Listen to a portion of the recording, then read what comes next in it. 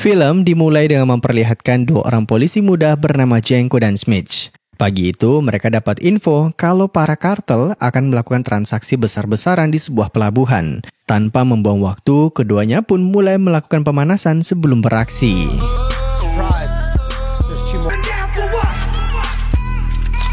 Singkat cerita, begitu sampai di pelabuhan, terlihat target mereka si Ghost sudah tiba lebih dulu. Namun agar tak dicurigai, Smith dan Jenko harus menyamar sebagai anggota gangster yang ingin membeli barangnya. Masalahnya, Jenko sangat payah dalam hal ini, apalagi ketika harus merubah caranya bicara. Yo, Sleepy, what's up, homie? Hey, my partner here, he wanna see that product. My name is Jeff. Di sini, penyamaran mereka mulai tak masuk akal. Soalnya, Smith logatnya semi-Meksiko, sedangkan Jenko malah semi-British. Syukur saja, sekalipun sudah bertingkah aneh, Ghost masih membiarkan mereka untuk melanjutkan transaksinya. Keduanya bahkan diizinkan untuk mengecek barangnya terlebih dulu, tapi ketika dilihat, isinya ternyata...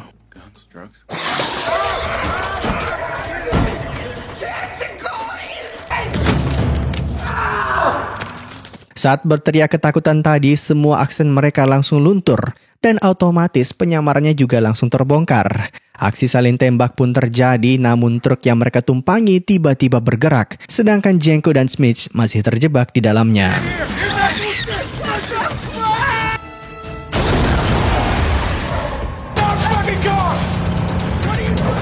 Jenko merasa sangat marah ketika mobil kesayangannya dirusak oleh para kartel. Tanpa pikir panjang, ia langsung berusaha menuju ke ruang kemudi demi menghajar si bandar. Tapi sepanjang aksi, Smith yang bertubuh gempal terus saja menjadi beban. Bahkan hampir saja tubuhnya terlindas truk akibat jatuh ke samping. Syukur saja Jenko berhasil menyelamatkannya. Dari sana, ia kemudian memecahkan kaca kemudi dan sedikit lagi berhasil menghentikan pelarian si bandar. Tapi sekali lagi, Smith melakukan kesalahan fatal.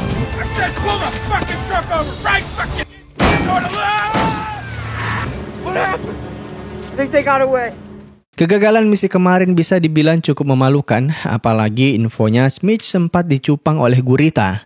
Makanya Pak Kapolres bilang dibanding mereka sibuk menyamar seperti ini, sebaiknya kembali saja ke kesatuan Kapten Dixon. You weren't doing the same undercover student thing. You do the same thing as last time.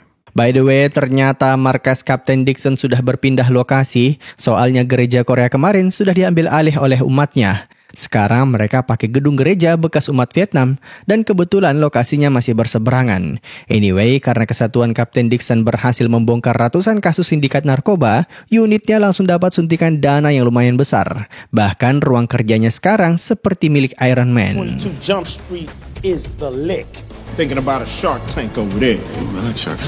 Vietnamese Jesus just dripping swag good. Misi kali ini akan sama seperti sebelumnya. Jenko dan Smith akan menyamar sebagai mahasiswa di salah satu kampus yang dipercaya sebagai pusat dari peredaran narkoba jenis baru bernama Wi-Fi. Obat ini sangat ngetren di kalangan mahasiswa, soalnya bisa membantu mereka fokus belajar selama 3 jam nonstop. Masalahnya, efeknya tak sampai sana, karena setelah 3 jam, penggunanya juga akan berhalusinasi tingkat tinggi. Bahkan salah satu mahasiswi bernama Cynthia ditemukan tewas akibat overdosis. I locked out of her dorm, ended up falling off the roof. Buying drugs on campus. And that's the dealer. Infiltrate the dealer, find the supply. Kalau di film sebelumnya, Smith sempat gugup ketika akan memulai misinya karena masih trauma dengan kenangan buruk sewaktu di bangku sekolah. Kali ini giliran Jenko yang grogi, soalnya dia belum pernah merasakan yang namanya bangku kuliah. Namun sebagai sahabat sejati, Smith sudah mempersiapkan semua barang yang dibutuhkan agar mereka dipandang sebagai mahasiswa gehol, sehingga tak satupun orang yang akan mencurigai penyamarannya. Welcome to college. Hilarious shirt that signals we drink alcohol. Comforter that I will not wash for the next 6 months. Across the whole neighbors. Oh, you twins. Oh iya, sekedar info, sepanjang misi mereka harus tinggal di asrama kampus. Dan ketika sedang berberes-beres, keduanya dihampiri oleh tetangga kamar yang bernama Kate dan Kenny. Si kembar identik ini kedepannya akan memegang peran penting dalam kasus narkoba yang Smith dan Jenko coba pecahkan. Singkat cerita, keesokan harinya mereka mencoba mengikuti semua kelas yang diambil oleh mendiang Cynthia. Siapa tahu di antara teman-teman kelasnya terdapat pengedar yang mereka cari-cari. Sayangnya setelah menyamar seharian, hasilnya malah nihil. You can say whatever you want. You can be whatever you want. I'm sleeping with 2 of my students. Her and her actually am. Now. Malam itu, Smith dan Jenko mencoba mengikuti klub puisi yang biasa dihadiri oleh mendiang Cynthia. Sekali lagi, mereka mencoba menyamar di antara kerumunan demi mencari sang pengedar. Tapi di sini, perhatian Smith malah teralihkan oleh seorang gadis cantik bernama Maya. Dan kebetulan sekali, Maya pernah satu kamar dengan Cynthia. Agar bisa menggali informasi dari targetnya lebih dalam, Smith pun terpaksa berpura-pura kalau dia sangat berduka akan kematian Cynthia, sampai-sampai menciptakan sebuah puisi. Tapi apesnya, Maya malah langsung menantangnya untuk membacakan puisi tersebut di atas podium. Jenko sendiri tak bisa menahan tawa ketika rekannya terjebak di situasi seperti ini. Tapi siapa yang menyangka, sekalipun terdengar aneh dan tak masuk akal, ujung-ujungnya puisi Smith malah diapresiasi oleh semua orang. Angry Cynthia, papu pip pap papu pap. Singkat cerita, setelah semua usaha kemarin, Jenko dan Smith mulai kehabisan akal dalam menemukan si pengedar narkoba Wi-Fi. Makanya demi memecahkan kasus ini, mereka mencoba meminta nasihat dari mantan bandar yang pernah mereka tangkap pada film sebelumnya, aka si Pak Walters. By the way, buat kalian yang belum sempat nonton sequel sebelumnya, sekedar info, sebelum dijebloskan ke dalam penjara, Smith sempat menembak titik Pak Walters hingga putus. Makanya sekarang ia harus berganti kelamin. Or I should apologize for You know they gave me a vagina. You guys want to see it? No. Walaupun terlihat konyol, siapa yang menyangka kalau Pak Walters lebih teliti dibanding para polisi dalam menemukan petunjuk. Cukup sekali lihat, ia bisa langsung menyadari kalau si pengedar punya tato basoka di lengannya. Dari sana, Smith dan Jenko cukup menginterogasi para seniman tato di sekitaran kampus untuk mendapatkan petunjuk lanjutan dari ciri-ciri si pelaku. Stupid tattoo. Bazooka, guy with a red mohawk. I don't know, they all start to look the same. You little walk-on fuck. Nah, mahasiswa yang mereka curigai sebagai pengedar ini aktif dalam klub American Football.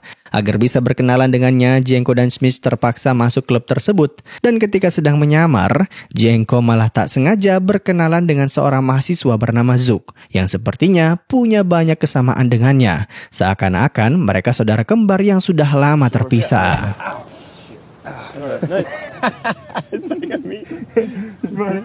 You're hilarious, dude. What's your name? Brad. Zook semakin kagum dengan sosok Jenko karena piawai dalam olahraga. Makanya ia mengundangnya untuk menghadiri pestanya nanti malam.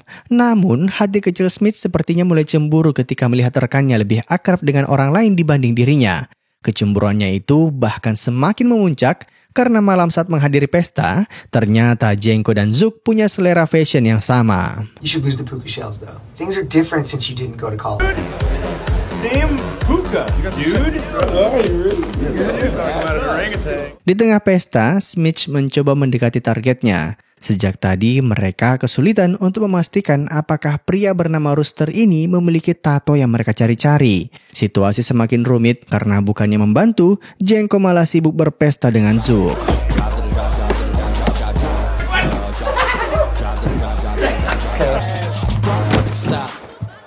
Karena merasa ditelantarkan, Smith pun memilih untuk meninggalkan lokasi acara. Tapi di tengah jalan pulang, ia malah berpapasan dengan gadis cantik kemarin. Dan setelah berbincang panjang lebar, tanpa ragu, Maya mengajaknya untuk berkenalan dengan teman-temannya dari Fakultas Seni.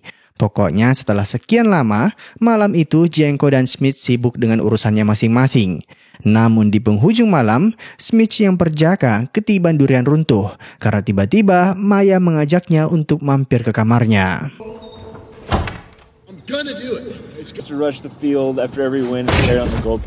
Di saat yang sama, Jenko berkesempatan untuk berbincang panjang lebar dengan Zook dan Rooster. Nah, di momen ini kebetulan sekali Rooster yang mabuk berat tanpa sadar membuka bajunya sendiri, sehingga tato yang selama ini dia sembunyikan akhirnya terlihat. Sayangnya begitu diperhatikan, ternyata tatonya bukan gambar basoka. Dan tak lama kemudian, Zook juga memamerkan kalau dia punya tato. Siapa yang menyangka kalau ternyata dialah orang yang mereka cari-cari selama ini. It's me, Zook. Singkat cerita, begitu pagi tiba, Smith dan Maya dibuat kaget dengan kehadiran seorang wanita bernama Mercy. Dia adalah teman sekamar Maya, dan sejak semalam, semua aksi binal mereka disaksikan oleh wanita cerewet ini. Anyway, beberapa hari kemudian, Jenko dan Smith mulai melaporkan hasil penyamarannya ke Kapten Dixon. Tapi mereka belum juga menemukan bukti baru. Soalnya, Jenko belum juga memberitahukan rekannya soal tato milik Zook. Alhasil, siang itu pembicaraan mereka malah ngelantur ngidul. Smith bahkan dengan bangganya menceritakan soal dirinya yang sudah tidak berjaka. One of us got laid last night. Schmidt? Smart, she's an art major. Begitu kembali ke asrama, barulah Jenko mengatakan soal tato milik sahabat barunya. Di sini Smith benar-benar muak karena Jenko dengan sengaja menutup-nutupi kebenaran dari kasus ini. Dan di tengah pertengkaran, keduanya malah dihampiri oleh si kembar. Namun, tiba-tiba Smith mengatakan, jangan ganggu dulu, soalnya kami sedang fokus membahas sesuatu. Tapi si kembar malah bilang, ya iyalah fokus, orang kue yang kalian makan itu mengandung narkoba wifi. Sebelum meninggal, ternyata Cynthia sempat membagikan kue itu ke hampir semua orang di asrama. Hey man, those crispy treats got mad Wi-Fi in them. I've eaten 6 of these. Hey man, Cynthia gave us a buttload, and in exchange we wrote her logic. Use that focus to figure out a way to get into Zook's. That's so focused. That's so focused too. Mumpung masih dalam keadaan fokus, kedua polisi muda ini pun memanfaatkan efek dari obatnya untuk menyusup ke asrama targetnya demi memasang belasan alat penyadap. Tapi agar bisa masuk ke sana, keduanya harus menyusup lewat jendela yang berada di lantai atas. Dan di sini kita akan menyaksikan bagaimana perbedaan cara kerja mereka.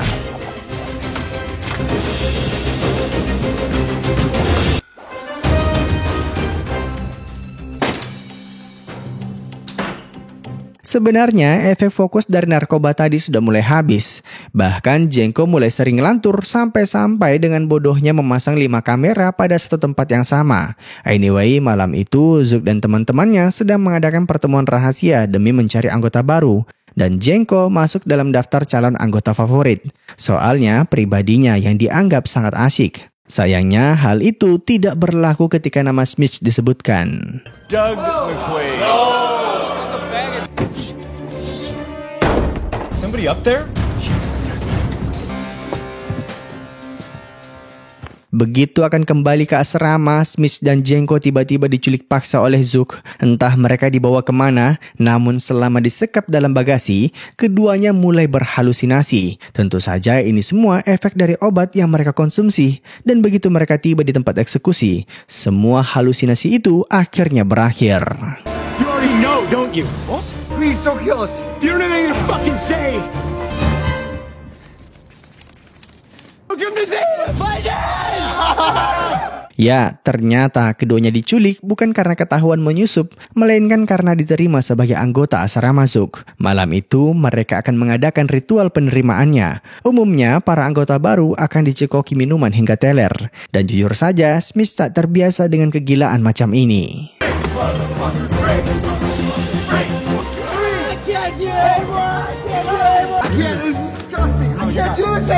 What the fuck, man? What is your problem? Pada akhirnya, Speech pun menyerah. Dia sadar kalau selama ini Jenko memang menyukai hal-hal yang berseberangan dengannya. Di momen ini, Jenko pun menyarankan bagaimana jika mereka melakukan investigasinya sendiri-sendiri, hitung-hitung memperbesar peluang untuk menemukan bandar narkobanya. Sebenarnya, perkataan Jenko terdengar sah-sah saja. Namun, Speech menyadari kalau rekannya mengatakan itu semua karena memang ingin menghabiskan waktu lebih lama bersama Zook. Apalagi sekarang dia juga telah direkrut untuk masuk dalam jajaran atlet kampus.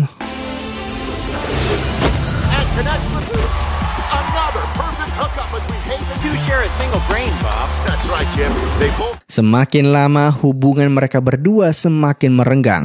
Bahkan Jenko tak lagi mau membalas pesan sahabatnya. Singkat cerita, beberapa hari kemudian, kampus mengundang para orang tua siswa untuk hadir dalam pertemuan khusus. Makanya, ibu dan ayah Smith tiba-tiba muncul. Dan ketika akan masuk ke lokasi pertemuan, mereka berpapasan dengan Maya. Ternyata, kini mereka berdua sudah resmi pacaran. Makanya, pagi itu Maya juga berencana untuk memperkenalkan Smith ke orang tuanya. Tapi begitu ditemui, ternyata ayah Maya adalah Kapten Dixon. Dad, this is Doug, a guy that I'm dating. How's your classes going? Doug. Acara pertemuan antar orang tua berubah menjadi bencana karena mereka semua tiba-tiba duduk di satu meja yang sama. Dan Kapten Dixon sebenarnya sudah sangat emosi, apalagi setelah tahu Smith berhasil meniduri putrinya. Tapi bagaimanapun juga penyamarannya ini tak boleh diketahui oleh siapapun. Makanya Kapten Dixon terpaksa melampiaskan emosinya di tempat lain. Damn string beans. I want some this pork shit. Taking it out on. Break your motherfucking eggs. Break your Begitu acara selesai, Smith tak berhenti menerima pesan teror dari Kapten Dixon. Sampai-sampai ia tak berani lagi menyentuh kekasihnya. Sementara itu, sejak tadi, Jenko sibuk berpesta dengan sahabat barunya.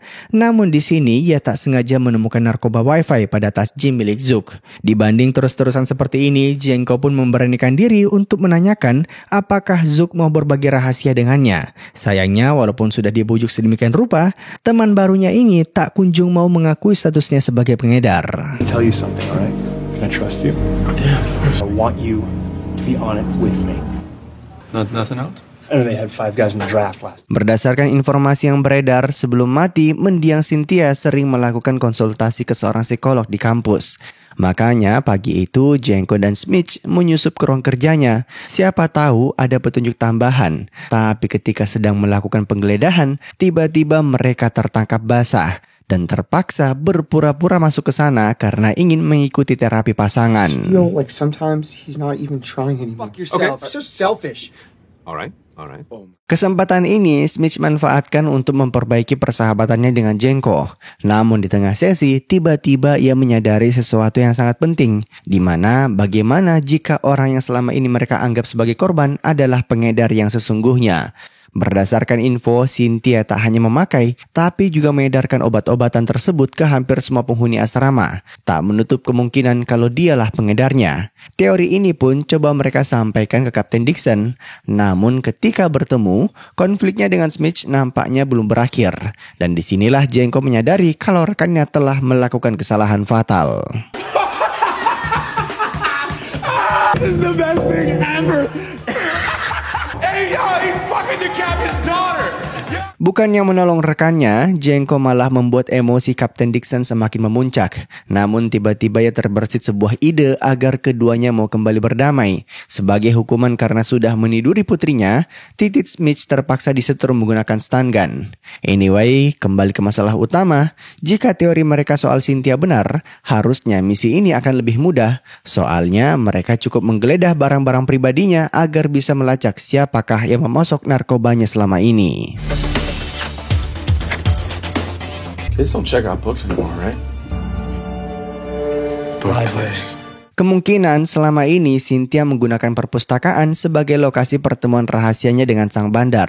Sekarang mereka cukup mencari tahu lebih lanjut ke lokasi yang dimaksud. Sayangnya di tengah investigasi, tiba-tiba Jenko malah harus menghadiri sebuah pertandingan. Makanya Smith terpaksa beraksi sendirian. Dan setibanya di perpustakaan, tak butuh waktu lama bagi dirinya untuk menemukan sang bandar. Karena pelakunya ternyata adalah penjahat yang kita lihat di awal film, aka si Ghost. Bukannya bertugas, Jenko malah sibuk bertanding, seakan-akan lupa kalau ini semua hanyalah sandiwara. Dan Smith harus memohon berulang kali agar ia mau menyusul ke lokasinya saat ini. Itu pun dia datang masih dengan pakaian olahraganya, seakan-akan tidak niat melakukan penangkapan. Hey, oh shit, fucking hear you have. What's going on here? You're. Oh, fuck, this game's so hard. What the hell is going on? Jenko yang sudah tidak sabar ingin menyelesaikan misi ini malah mengacaukan penyamarannya dengan menantang Ghost untuk bertarung, padahal sedang tidak membawa senjata sama sekali. Alhasil, You the police? Yeah, that's right. Where's your gun? No, I don't. Cause we have guns. aksi kejar-kejaran terjadi dan Jenko berhasil kabur dengan kemampuan parkornya, sedangkan Smith harus berusaha sebisa mungkin agar tak terkena tembakan. Begitu berhasil keluar gedung, mereka berdua segera kabur menggunakan mobil maskot, namun musuh tak tinggal diam. By the way, sebelum berpisah kemarin, Kapten Dixon sempat mewanti-wanti agar mereka jangan sampai merusak fasilitas apapun selama bertugas. Soalnya anggaran satuan Jump Street telah menipis. Masalahnya siang itu Jenko dan Smith malah melakukan yang sebaliknya.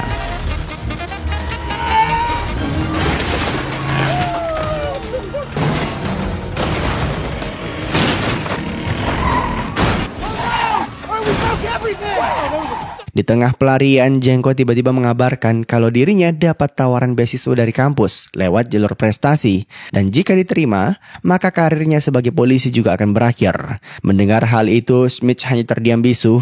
Lagi pula saat ini mereka masih dalam proses kejar-kejaran. Dan agar Ghost tak mengikutinya lagi, Jenko mengarahkan pelariannya ke tengah keramaian.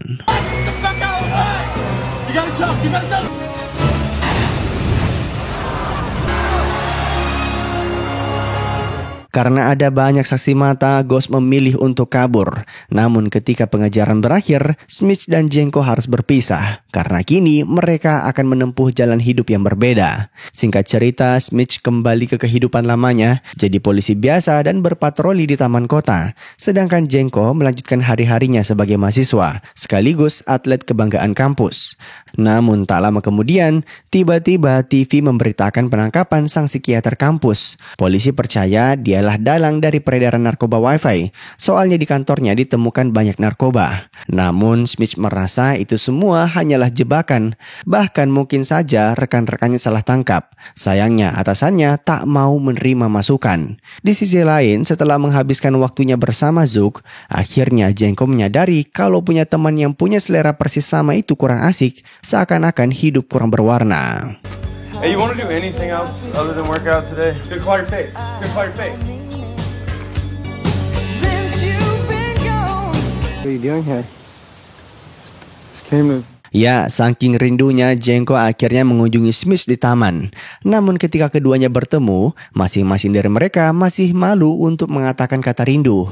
Alih-alih demikian, keduanya malah langsung membahas soal kejanggalan penangkapan kemarin. Berdasarkan fakta yang ada, tak mungkin sang psikiater adalah bandar yang mereka cari-cari. Anehnya lagi, walaupun kasus ini telah ditutup, peredaran narkoba Wi-Fi malah semakin masif. Bahkan infonya obat itu akan diperjualbelikan pada pesta musim panas. Dan demi mencegah hal itu terjadi, untuk terakhir kalinya mereka berdua akan kembali beraksi. Grenade. Why are you gonna do it? You know this is just a one-time thing, right?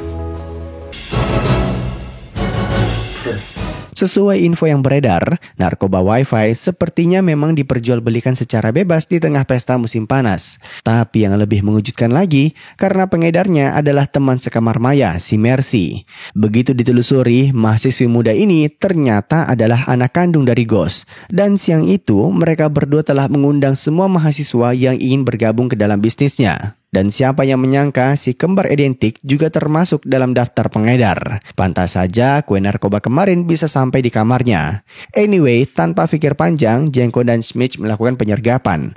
Padahal secara jumlah mereka kalah telak. Untung saja di saat-saat terakhir bala bantuan datang. Wow.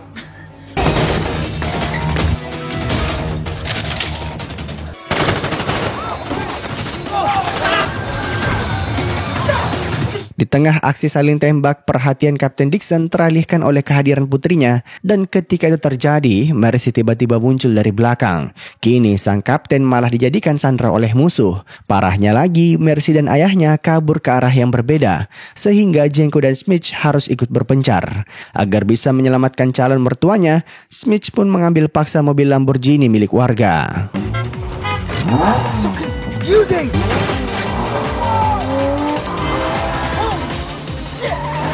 Karena tak sanggup membawanya kabur terus-menerus, Mercy akhirnya meninggalkan Kapten Dixon di parkiran. Walau demikian, Smith tetap melanjutkan pengejarannya. Namun tiba-tiba Mercy melayangkan serangan dadakan.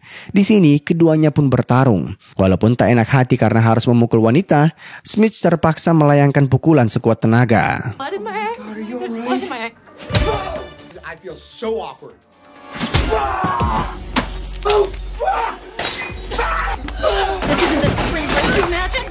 Mercy akhirnya menyerah dan segera kabur untuk mengambil kembali pistolnya yang sempat terjatuh di lantai. Begitu berhasil, posisi langsung berbalik. Namun ketika terdesak, tiba-tiba Kapten Dixon datang untuk menyelamatkannya. Karena bingung harus ngapain lagi, Mercy menjadikan Smith sebagai sandera. Namun Kapten Dixon sepertinya tak ragu untuk melepaskan tembakan, mengingat ia juga masih dendam ke Smith karena telah meniduri putrinya. Tapi tiba-tiba... Now, Maya. What? Grab on the cuffs, baby girl.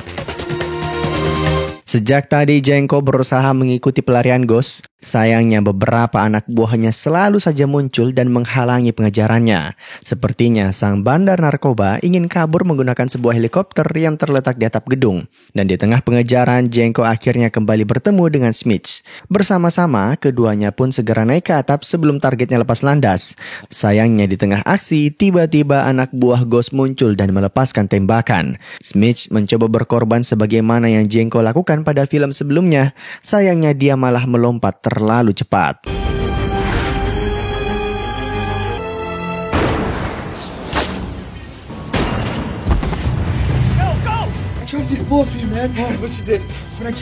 Walaupun sudah terkena tembakan, Jenko yang perkasa masih bisa menumbangkan musuh lainnya. Tapi karena sibuk bertarung, helikopter Ghost keburu lepas landas. Walau demikian, kedua polisi muda ini mencoba berbagai cara agar bisa menghentikannya. Smith yang penakut bahkan nekat mengikuti rekannya yang bergelantung di kaki heli. Oh my God! Liz! Crazy man! Delete! I had it! Run! You saved my life! Ketika situasi sudah antara hidup dan mati, barulah Jenko berani mengucapkan permintaan maafnya ke Smith. Namun mereka tak punya banyak waktu karena jika dibiarkan terus-menerus, yang ada heli itu akan terbang ke tempat yang lebih tinggi. Kebetulan sekali, sejak awal Smith membawa granat di dalam kancutnya. Namun karena kedua tangannya saat ini sedang digunakan, jadi tugas Jenko lah yang mengambil granat tersebut. That's my dick! What about that? That's my dick! That's my dick! That's it! Grab it! Oh no, I got it in my mouth!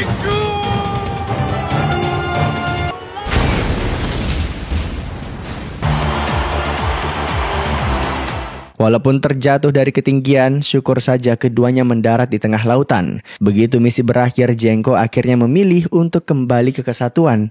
Lagi pula, menghabiskan waktu bersama sahabatnya jauh lebih menyenangkan dibanding kuliah. Anyway, Smith sebenarnya masih merasa bersalah karena sudah 2 kali Jenko terluka demi melindunginya. Agar impas, ia pun mempersilahkan Jenko untuk menembak bahunya sekali. Tapi tiba-tiba... Stop dicking around. Congratulations, you two. Anyway, Kapten Dixon mengapresiasi kinerja mereka berdua dan sepertinya Jenko maupun Smith memang sangat cocok dengan misi penyamaran seperti ini. Makanya mulai saat itu, keduanya diutus untuk menyamar ke berbagai kampus. Mulai dari Fakultas Seni, Tata Boga, Kedokteran Hewan, bahkan sampai sekolah perawat pun mereka susupi.